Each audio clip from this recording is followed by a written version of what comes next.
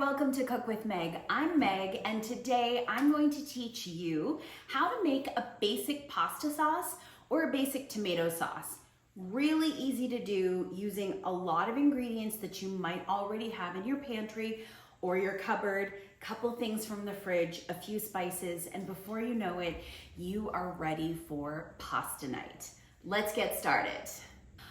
All right, the first thing that we always talk about in Cook with Meg classes would be having your recipe handy. So I have printed out the recipe, whether you've got it on a phone or a tablet or nearby. This is your roadmap. This is what we need to keep on hand so that we follow step by step. And it also tells you what tools you're going to need for today's recipe along with the steps. So let's get this set up. I just use a little clip. I'm gonna keep it right here. You are going to see me referencing that throughout the cook today, but that's the key to a really good cook, is to be prepared, being organized and being prepared and set up. Having said that, let's talk about the tools that we need for today's recipe. We're making a pasta sauce, so I like to keep a bowl down in my sink. I know that sounds a little strange, but that's going to be where I'm going to put all of my peels, my compost or my garbage items down into the sink, into a bowl. Makes for really easy cleanup. So that's step number one. Step number two is a can opener. You need a can opener to get those crushed tomatoes open for our homemade pasta sauce or tomato sauce. And you need a cutting board and a knife. I like to use a nice sharp chef knife, which we'll get into once we start doing some chopping. I have a spatula. You can use a wooden spoon, whatever works for you. And we need something to make our beautiful sauce in.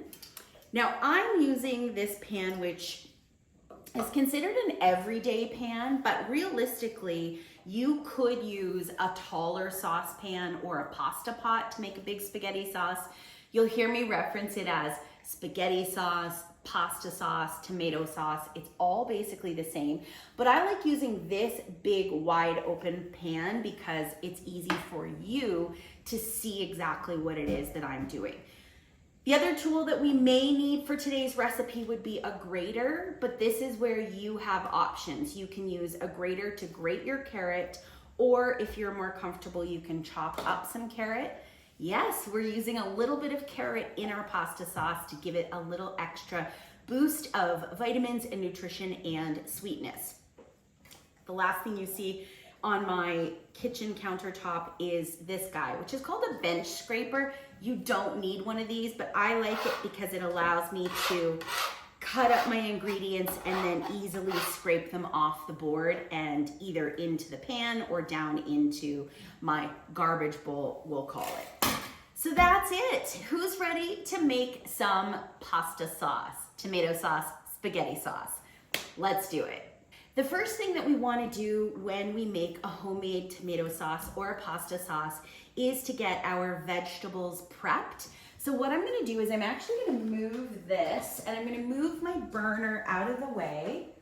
I can do that because it is portable, so that you get a nice clear picture of the cutting board and which ingredients we need to chop or dice or mince. We're going to use today an onion, we're going to use a carrot, and just a couple of stalks of celery. So why don't we get started with chopping the onion? Now, really important when you're chopping onion that you have dry hands and a dry surface to work with. I'm gonna leave my cloth right here. My cutting board got a little wet. The reason we wanna have a nice dry surface is because we don't want our hands to slip. If we have slippery hands, that could lead to slipping and cutting ourselves, which we are not having. So let's talk onion. This is just a basic yellow onion. It's got that paper skin on the outside. We need to get rid of that. And onions are very rolly, so we're gonna be really careful slicing through. Again, you're gonna see me right down into the garbage bowl. And then I'm gonna take my knife and I'm gonna put the pressure on the top of my knife and slice through. By the way, if you were interested, we do have a knife safety, knife basics class. You can head to cookwithmeg.com. If you're interested in learning more about knife safety, that's probably something I can also figure out teaching. either in person or again to video, because it is important that we be really careful when we're working with knives. So this is what I'm doing. I'm just working at getting the skin peeled, the outer skin peeled off the onion. Sometimes, friends, this is so easy, and other times, oh boy, it really likes to fight you. So just take your time. We're gonna peel the outer skin.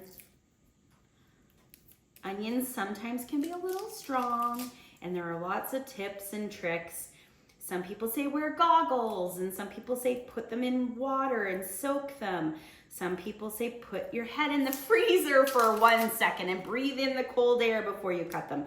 Honestly, I really feel like it's just, let's just get them cut. Let's be quick, but let's be safe.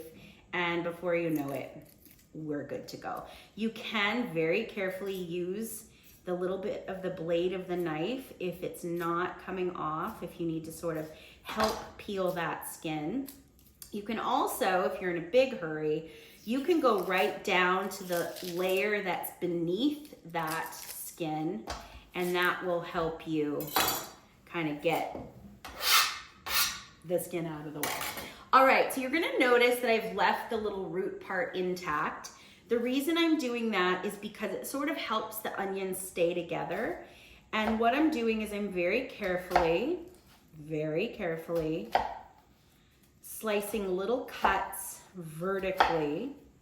Then I'm gonna tuck in my fingers and I'm gonna slice a little bit on an angle back, and then very carefully with those fingers tucked in, I'm just gonna slice through the onion. This is called dicing an onion. Don't worry if you get to the core and you feel like there's still a bunch of onion. I would rather you be nice and safe as opposed to rushing to try to get every last little bit of the onion cut, and before you know it, you have cut yourself. We really do talk a lot about knife safety in classes because we want to be safe in the kitchen at all times.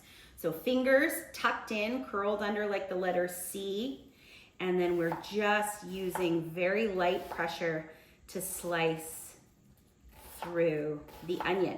Now, this half of the onion, I definitely got teenier little pieces.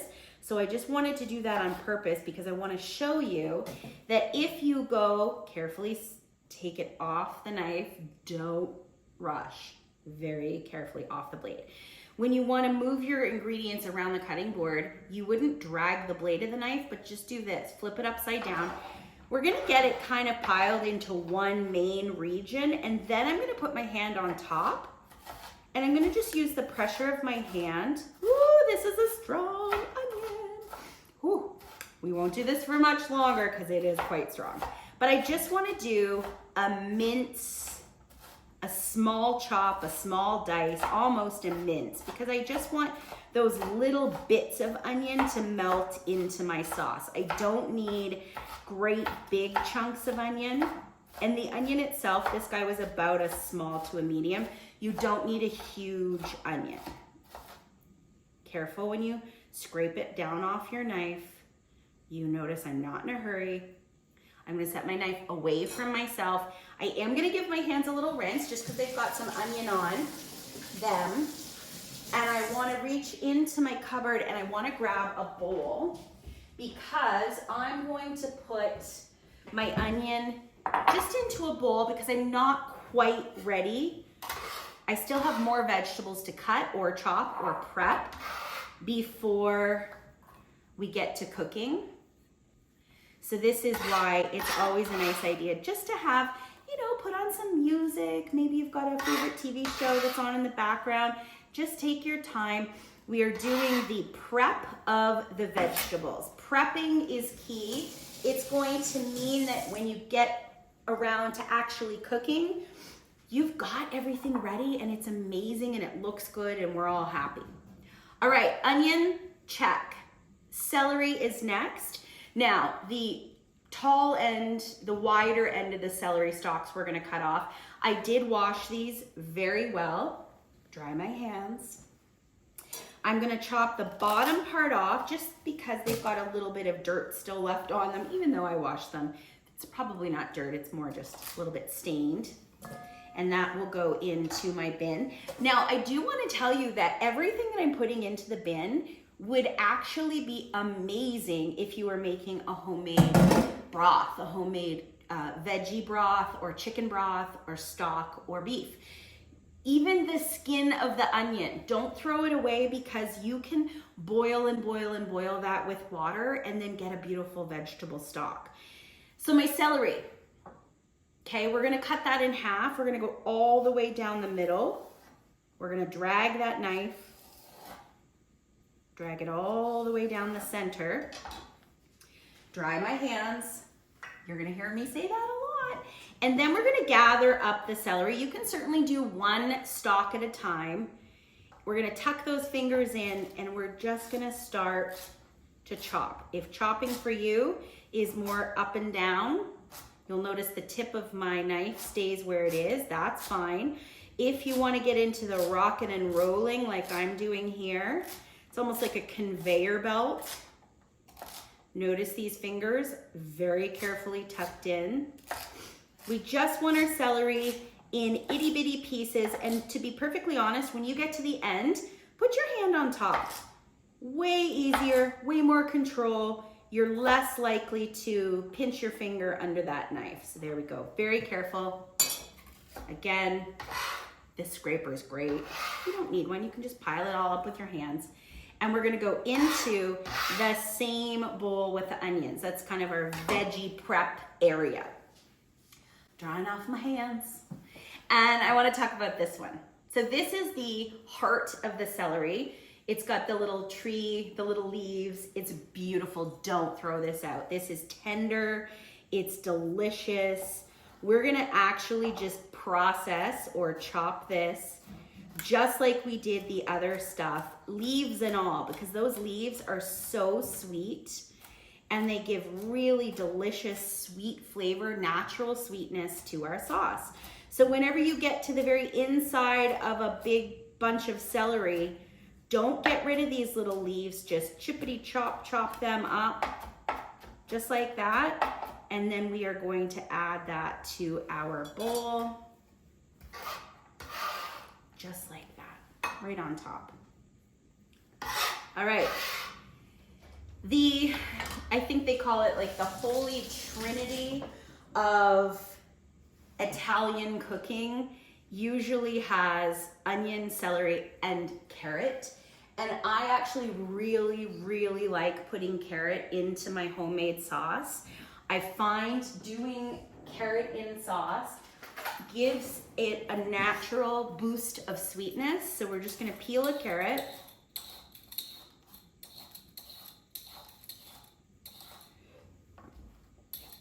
You don't necessarily need to put carrot. I love it. I think it's just pretty magical to add a little bit of carrot.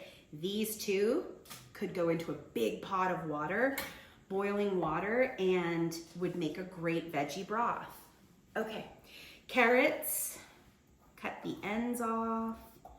You know, when I do sit here and make a sauce like this, I will actually do extra celery and then have celery in the fridge if I've got it. Makes for a great snack. The same with carrots. I want to show you though a couple of ways we can add carrot to a sauce. The first, of course, is to chop. So carrots, very rolly, just like that onion. So really dry hands. We're gonna take the tip of the knife and we're gonna put it onto the cutting board, and we're really gonna leave it on the cutting board, and we're gonna slice all the way through the carrot. See what I did there? We're able to now rest it comfortably down on the cutting board, and it's no longer rolling around. If it's wide, you can do the same thing. We can cut one piece into two and then two pieces into four. Now it's looking like the celery, tucking in those fingers.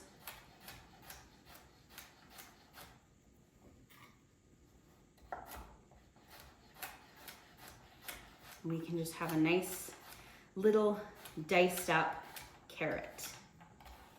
When you get to the end, place your hand on top of the blade, absolutely fine. Carrots do like to stick to the knife, so be really careful when you're getting those off.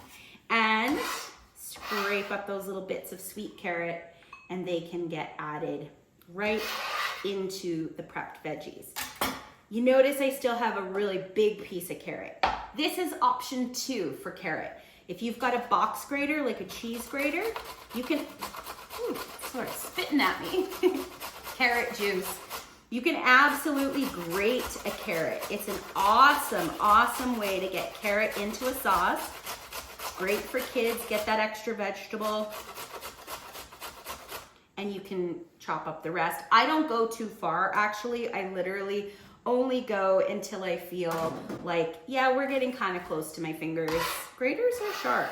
And look at that, we've got nice grated carrot. So you have options. The last thing we're gonna do is just give our countertop a wipe because we got it a little wet. But the great news is we have done all of the prep needed. Knives get washed. Properly wash that as soon as we finish. And we are now pretty much set to make the sauce. We give a little tidy. As you know, we clean as we go.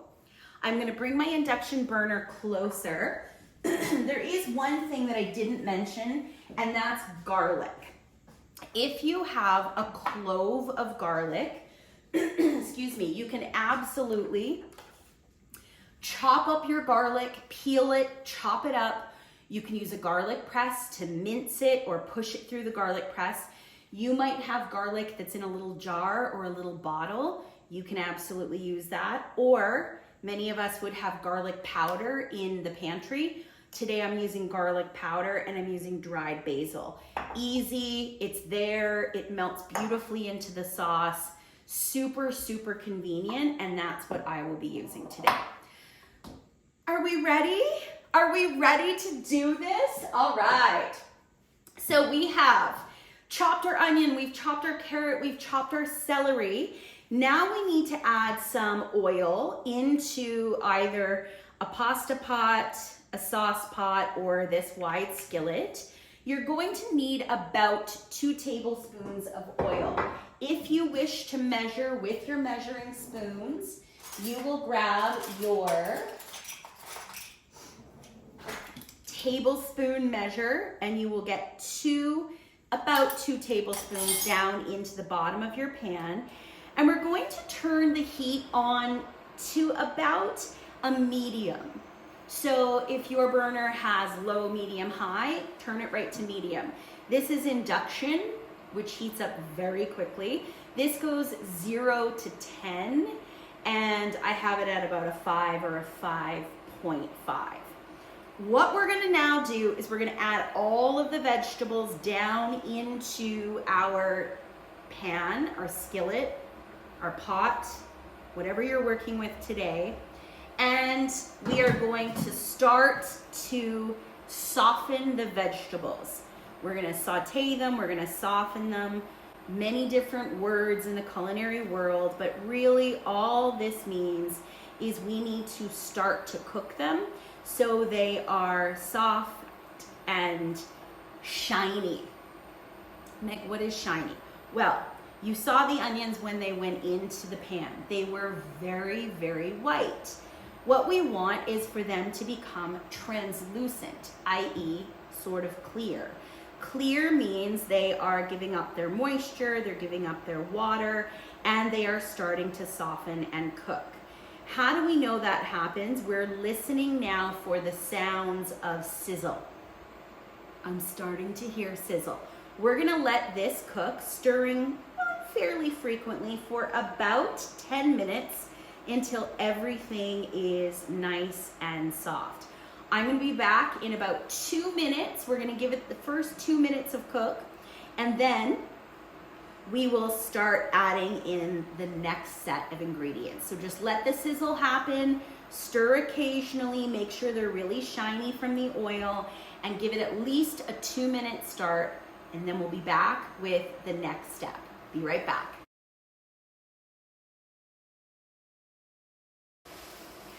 Okay, we are hearing sizzling. Oh, it smells amazing. Honestly, oil and onion and carrot and celery, but specifically oil and onion, fat and onion. Smells so good. All right, so what are we doing? We are softening the vegetables. We've got it on medium heat. If you have a burner that takes a really long time to heat up, you can absolutely turn your heat a little higher, but the longer we cook this, the drier it becomes. Let me explain. The oil will start to, doesn't really evaporate, but it definitely soaks in, and as those vegetables cook, they are almost going to start to caramelize, and it will dry the pan out ever so slightly. So I want to let you know, if you have your oil handy and you're noticing that your pan is getting a little dry, you can add in another couple of teaspoons of oil, no problem. Give that a little stir again. We're certainly not frying or deep frying this, but you do need enough moisture. Some of the moisture is coming from the vegetables, but you need that moisture from the fat, from the oil. What kinds of oil can you use to make a pasta sauce? I like to use extra virgin olive oil. You could use regular olive oil. You could use a canola oil. You could use a vegetable oil, an avocado oil. Honestly, see where I'm going with this? Grapeseed oil, sunflower seed, peanut, did I say that? You can use any kind of oil that you have. Just make sure that you're getting this nice and saucy, nice and shiny. It smells amazing. And that is the key for me to go ahead and start to add in our spices.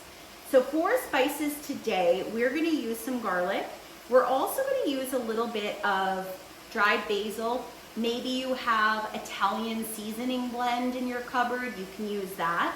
Let's go ahead and start with garlic. We're gonna use the equivalent of one clove of garlic. Now some families love garlic. You are more than welcome to use more if you want. I'm gonna go ahead and use a half a teaspoon of dried garlic powder. A half a teaspoon is definitely the equivalent of a clove. Some would argue that a quarter teaspoon is the equivalent. I'm gonna go with a half a teaspoon of garlic powder. And since I've used it, it's going behind me on the cupboard so I don't forget and add more. And when you add garlic, friends, whether it's fresh garlic or dried garlic powder, you absolutely need to keep that spoon or spatula moving. We can't let garlic sit on direct heat for very long because it will want to burn. So we're gonna continue to give it a stir. If it's really noisy and those veggies are popping, you can turn your heat down a tiny bit, no problem. All right, next up, dried basil. We're gonna go ahead and we're gonna add like a half a teaspoon, pretty much the same amount. Italian seasoning works, oregano works, basil, those are all beautiful spices that we see when it comes to making a pasta sauce, a tomato sauce. Oh, that smells so good. So now it's been, I would say we're getting close to 5 or so minutes. You can see that those vegetables, I want you to see, let me try to hold this up. I'll zoom in here. They are definitely translucent. They are looking beautiful and a little bit shiny, and that's the goal. The reason we're adding our basil in now, it's dried basil, and we want all of those essential oils to come out of the basil. So really let it happen. Just let that cook. Let the oil bring out those beautiful basil flavors. That garlic is gonna seep into the veg. Everything is getting very, very happy. Okay, the next thing we're gonna add, this sort of looks like a tube of toothpaste. It's actually a tube of tomato paste. If you have a can of tomato paste, 100% works. This is just a different format. We're gonna put about a teaspoon of tomato paste. Normally I would just squirt it right in, but we're measuring today. So I've put a teaspoon of tomato paste. What is tomato paste, you ask? It is a very, very concentrated version of crushed tomatoes. And why do we use tomato paste in recipes? Because it adds something called a depth of flavor. Adding a concentrated, all the water has been removed, thick paste not only helps increase the flavor, the layers of flavor, but it also helps for color and it helps to thicken a sauce. A teaspoon's not very much. In fact, if you want to use more, you can absolutely use more. You can use up to a couple tablespoons. So I want you to decide when you make your sauce, if you want to increase that flavor a little bit, you just add a little bit more tomato paste. If you have a little can and you're not sure what to do with the rest of it, you can pop it into a little storage bag. You can put it in an ice cube tray. You can freeze it. You could even use a whole can of the little can. You could do a whole little can. It would work. It would just be very rich and tomatoey. All right, so take a look at this. It is jammy. I say jammy a lot because to me, it's looking really fantastic. We now have the oil in the pan. We've got our chopped onion, our chopped celery. We've got chopped carrot. We also have a little grated carrot. We have in our dried basil. We have our dried garlic powder, and we've added our tomato paste. The next thing that we want to do is we want to add in 1 large can. These are crushed tomatoes. This is 798 mil. Be really careful after you use a can opener. Those edges get sharp. And very carefully, we're gonna lower the heat because tomatoes like to cough and sputter. We're going to carefully get every last little bit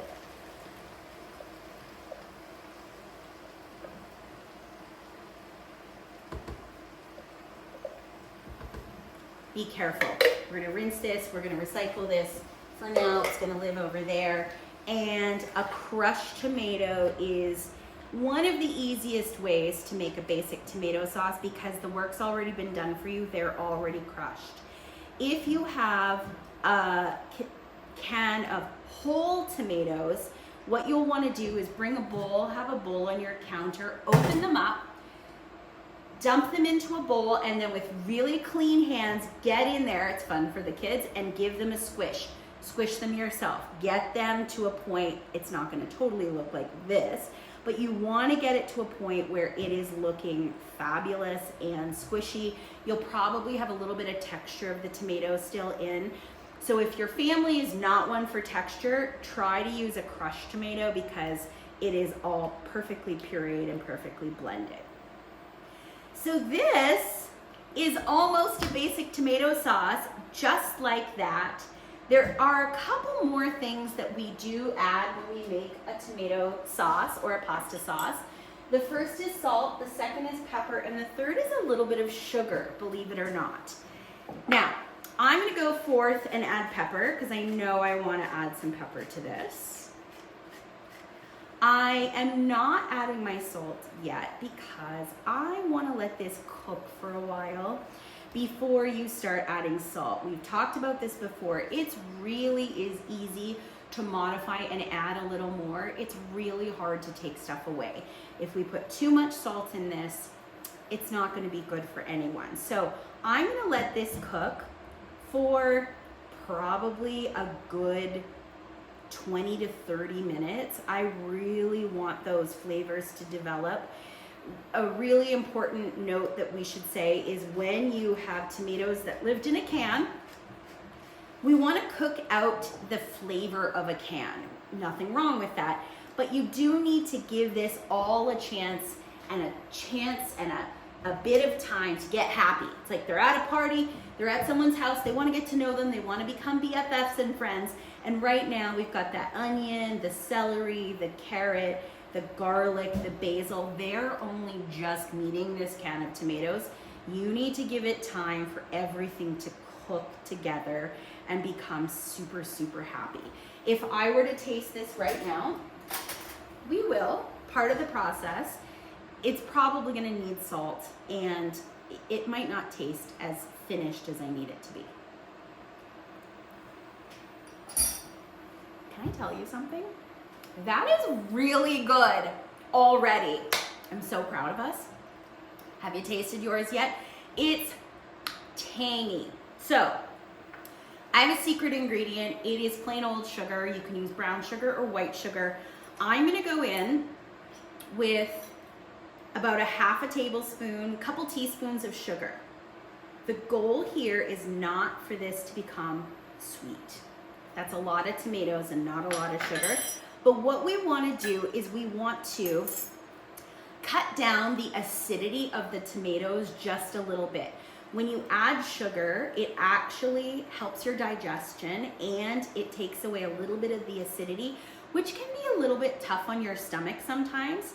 So adding just a little pinch of sugar. Now I'm going to go in with a little pinch of salt. This is my little spoon.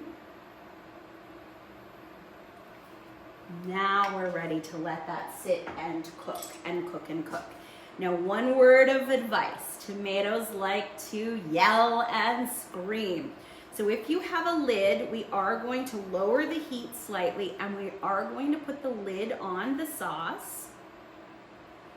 And we're gonna let it simmer away. Simmer is just below a boil. Before I put the lid on it, we're gonna rinse our spoon. We're gonna go back in for taste number 2 now that we've added a little pinch of sugar and a little pinch of salt and a little more pepper. So let's give it another little taste. Honestly, the flavor changes every 10-15 minutes. You're gonna notice a different flavor. Not totally different, but it develops. That's really good. Need a little more sugar. That's a bowl, by the way, that I can put my fingers into because I'm not putting that back into the sugar bowl. Wow, that is delish. So before we go ahead and place the lid on, you get to ask yourself a couple of questions. What do I want to add to this? Does this need a little bit of, maybe we have chili pepper flakes and I want to add a little bit of chili pepper flake to give it a little bit of heat. Maybe I have more spices in my cupboard. That's when you get to kind of, we say, growing up, my dad would say doctor it. You get to kind of add a few little bits and pieces here and there. This is your opportunity. Ease up on the salt. We can always salt it at the very end. We can always add more pepper. You can always add a little more sugar if you need it toward the end. But once you get it to tasting kind of delicious already, you are good to leave this exactly where it is. My heat went from a medium down to like a medium low. If you see, yep, I'll zoom in so you can see. I'm starting to see a few little swampy bubbles happening. That's good. We want the slow, simmery, swampy bubbles. We don't want a raging boil because what will happen is it will cook too fast and it will reduce down to a point where we're not left with a lot of sauce.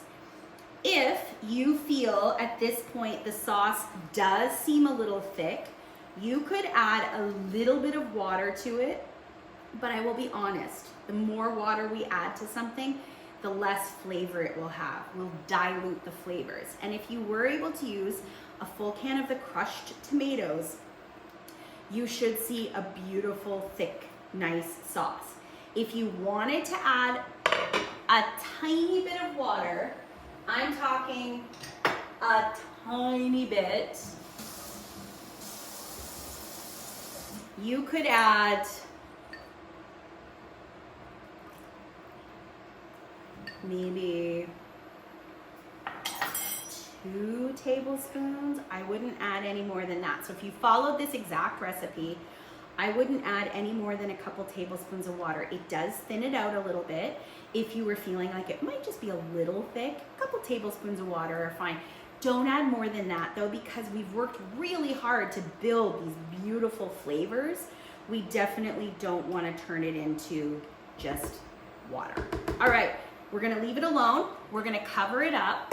We're gonna let it cook for about 20 minutes, but in about 10 minutes, I'm gonna come back, I'm gonna give it another stir. I'm gonna wash my spoon, I'm gonna clean up in the meantime. I am gonna taste it again.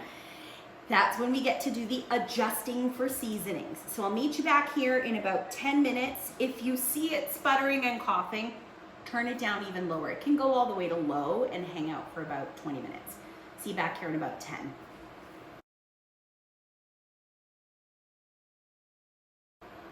Hello, hello, we are back. Woo! That looks unbelievable. Oh my gosh. If you're making yours right now too, does it smell incredible? Now we said 10 minutes, 20-minute total. Honestly, if you can let this simmer and bubble away for even an hour, awesome.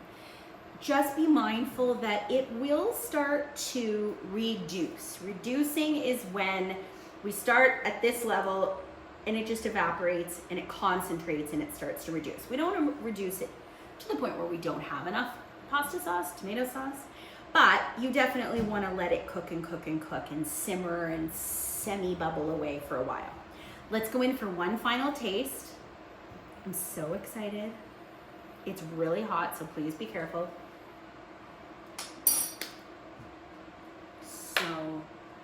So delicious. I have the tanginess of the tomato. I get the little tiniest bit of crunch from the celery, the carrot. The onion has melted right into it. I am getting a little bit of sweetness from the carrot, from the sugar. So it's not super puckery, it's perfect. It's got enough salt. I feel like it has enough pepper. If you wanted to adjust it one more time before you're ready to serve, last chance, last call for a little brown sugar or a little white sugar, a little more salt, a little more pepper, maybe some chili flakes for a little heat, but this is perfect. All we do at this point is we would get it ready to serve. So if we are tossing this with pasta, you're good to go. You may want to take some of this out. It freezes beautifully. If you've done a double batch in a big pot, that's a wonderful thing to do on a weekend where you actually make enough homemade tomato sauce that you could put some in the fridge or freezer. In the freezer, it will last for months. In the fridge, it will last about a week. And there you have it. Serve this with pasta, serve this over chicken with a little grated cheese, make like a homemade chicken parm. You can find a million things to use this sauce for. This is also, my friends, a beautiful base. If you were making a lasagna or a pasta bake, you've got your sauce already made. If you were making stuffed shells or tortellini, maybe you had some frozen tortellini or some frozen ravioli, great sauce. We've amped it up. We've added those extra vegetables. We've taken something from a can, from a jar, and from the fridge or the pantry, and we have elevated it to a homemade, delicious, signature tomato sauce in under 30 minutes. We'll say under 45 to be like, mwah, chef's kiss. I hope that you enjoy making your tomato sauce. And for more of me, you can head to cookwithmeg.com. But in the meantime, please have fun in the kitchen. Don't forget to clean up your kitchens, put everything away. And please remember, at the end of every day, we are awesome. Happy cooking.